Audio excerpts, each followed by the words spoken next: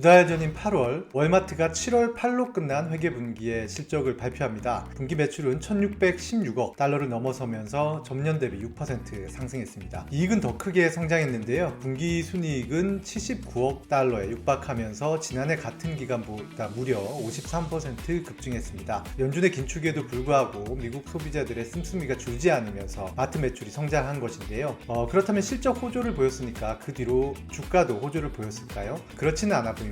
연초 대비해서 지금까지 월마트의 주가 상승률은 10.56%지만 최근 들어서 상승세가 줄어들더니 최근엔 한 달간의 주가 변동률은 마이너스 2%로 줄었습니다. 월마트뿐이 아닌데요. 코스트코 역시 올 들어 호조로 보이던 주가가 최근 한 달간 하락했습니다. 원인은 무엇일까요?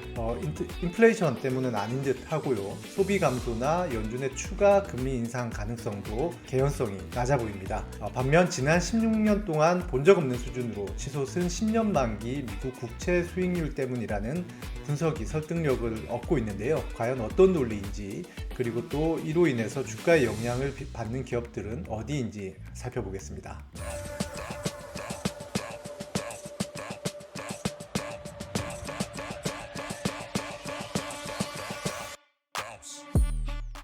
월마트나 코스트코, 타겟, 그리고 담배 회사 필립 모리스, 코카콜라 이런 기업들의 공통점은 무엇일까요? 바로 필수 소비재 기업이라는 점입니다. 필수 소비재는 임미 소비재와는 달리 경기와 상관없이 계속해서 소비를 해야 하는 그런 품목을 이야기하는데요. 주머니가 좀 궁해지더라도 밥은 먹어야 하니까 외식을 줄일지언정 마트 쇼핑을 줄이지는 않죠. 담배도 피우시는 분들은 좀 줄이기는 하더라도 끊기는 쉽지가 않습니다. 그래서 필수 소비재 기업들은 경기와 상관없이 좀 안정적인 실적을 내는 특징이 있기 때문에 이 같은 기업에 투자를 했을 때 수익률 역시 크게 오르지도 않지만 딱히 손해를 덜 본다는 특징이 있습니다. 이런 특징에 따라서 필수 소비재주는 가장 안전한 투자, 그러니까 미국 국채 투자의 대용 투자처로 꼽히고 있습니다. 그런데 문제는 최근 들어서 10년물 채권 수익률이 치솟고 있다는 점인데요.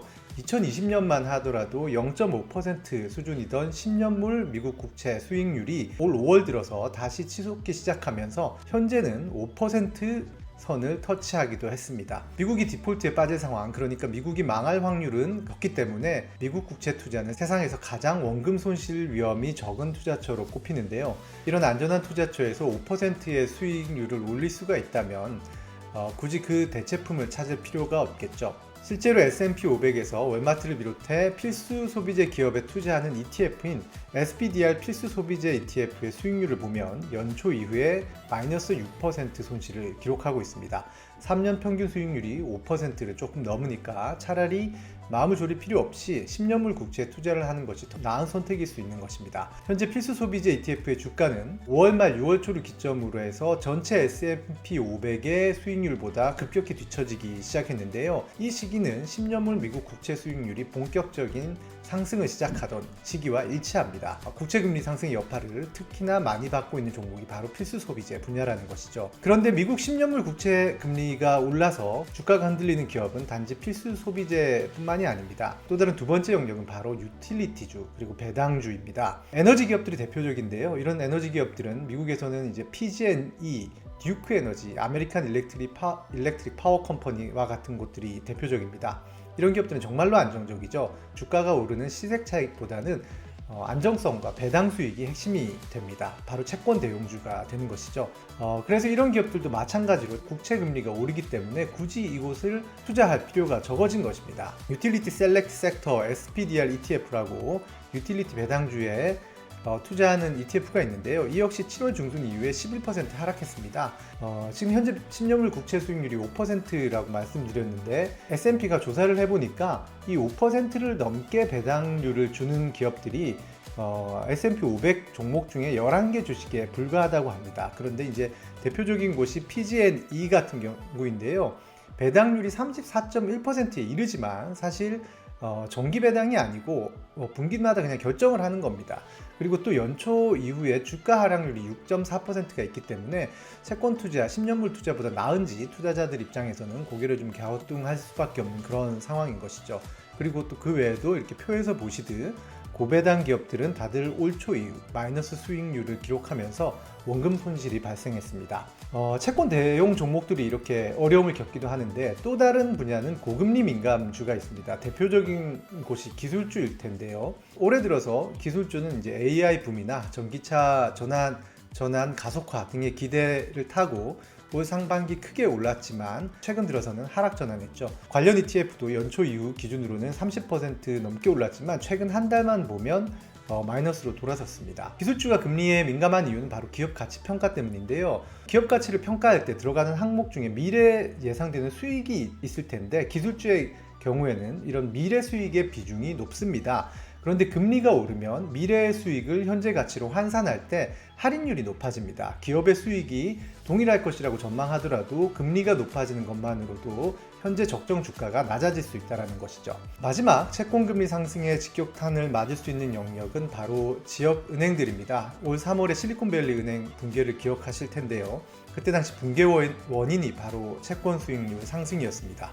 채권 수익률 상승은 채권 가격이 하락한다는 의미인데요. 만약에 이제 은행 고객들의 사정이 어려워져서 예금 인출 추세가 이어지면 은행들은 이를 내줘야겠죠. 그러면 이 현금을 고객들에게 내줄 현금을 마련하기 위해서 보유하고 있는 채권 등을 팔아야 하는데 이미 채권 가격이 하락, 그러니까 채권 수익률이 높아져 있고 채권 가격이 하락해 있는 상태에서는 손해를 보고 팔아야 합니다. 이런 소식이 알려지면서 더 많은 예금 인출, 그러니까 뱅크런이 발생했고 결국 문을 닫은 게 올 3월 발생했던 은행 위기의 핵심입니다.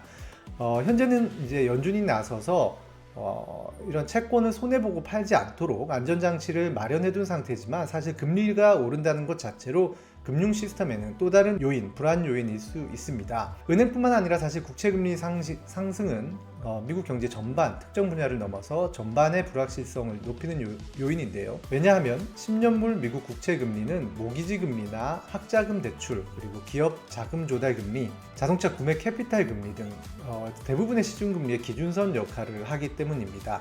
그래서 기업 대출이나 상업용 부동산 등에 대한 우려도 커지고 있는데요. 패트릭 하커 필라델피아 연은 총재 같은 경우에는 최근 연설에서 최근에 높은 금리 상황에서 생존할 수 없는 기업들이 있을까봐 걱정된다 이렇게 얘기를 했습니다.